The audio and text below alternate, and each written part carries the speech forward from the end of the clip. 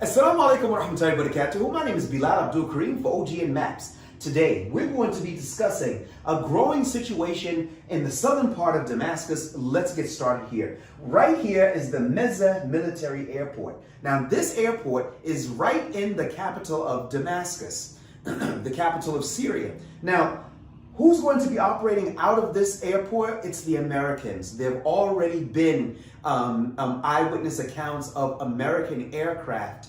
We're talking about helicopters taking off from this military airbase in the southern part of the country. Now, some people may be sitting there saying, well, why is that significant? First, let's go to the reason why it's been stated that this military airbase is needed for the Americans, because there's going to be an announcement soon, as has been said, of an agreement between Tel Aviv and Damascus, a security agreement. And it's been said that the Americans will basically be there to police the agreement to make sure that nobody violates against anybody else. Well, let's pick that apart for a second. First issue is that Syria hasn't been violating anybody's sovereignty because they haven't even been firing back on the Israelis. So it's not as if they need to keep two belligerents apart from one another.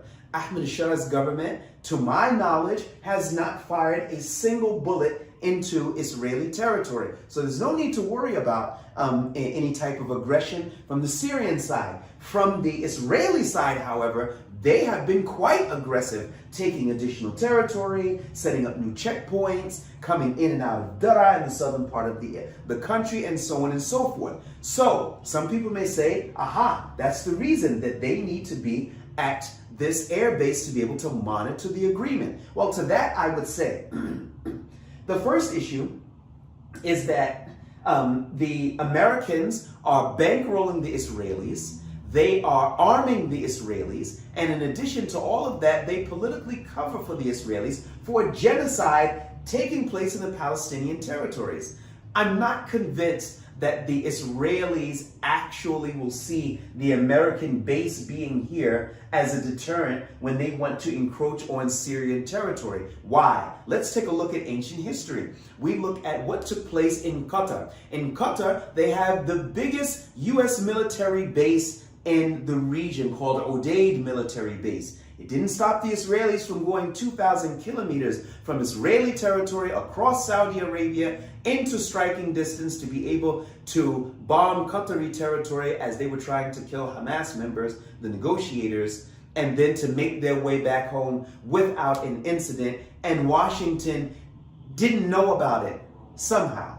So as we're taking a look here, brothers and sisters, needing an American base here is a bit suspect to say that they actually need that level of protection from the Israelis when a phone call would probably do. Now, let's take a look and see around the country. As you can see here, and we've got to look at something else. Washington and Tel Aviv's politics are one and the same. They're not. They don't differ. They may say, Donald Trump may say something slightly different from Netanyahu, so on and so forth, but it's virtually the same. Do you remember when Donald Trump said that he was going to make sure that Israel didn't annex the West Bank? Well, what's Israel doing right now? They last month saw the biggest uptick of settler attacks on Palestinian territories. There have been more than 275 people killed as a result of, after the signing of the ceasefire. Donald Trump hasn't said a single word about that. Okay, so now let's take a look and see.